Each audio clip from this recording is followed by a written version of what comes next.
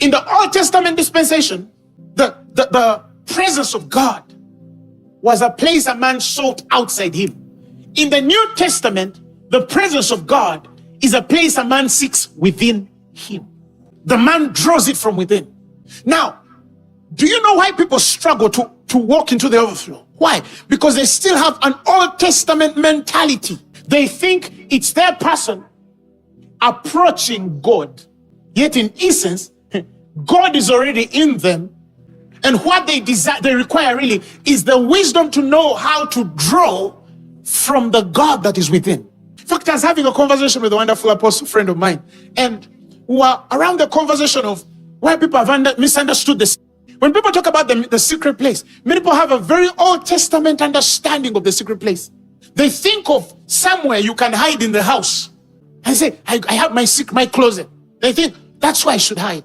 They still carry the mindset of a people in the Old Testament where the presence was situated at a certain address, and it was covered with a tabernacle, with a sanctuary, a tent, sorry.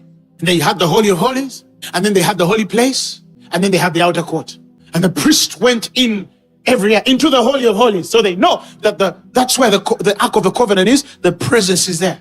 That's the secret place. It's a situated address somewhere.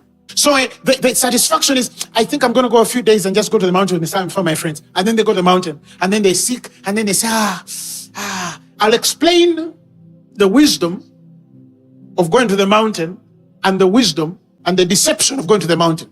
It's twofold.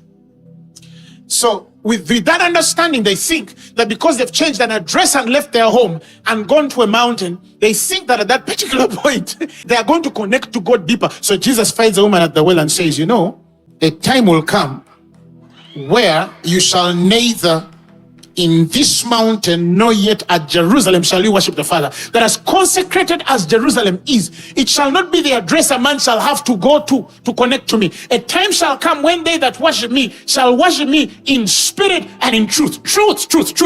What is the truth? I am the way, I am the truth, I am the life. Nobody gets to the Father except by me. That if a man understands my person and know that I am the Lord over that house, the secret place shifted from a physical address and enter the man. A time shall come where neither this mountain nor at Jerusalem. Do you know how holy Jerusalem is? How consecrated Jerusalem is in the mind of the Christian? God says, even as Jerusalem is consecrated, it shall not be sufficient enough to define the deepest dimension of my presence. Because now it's not on an address, it's in an individual.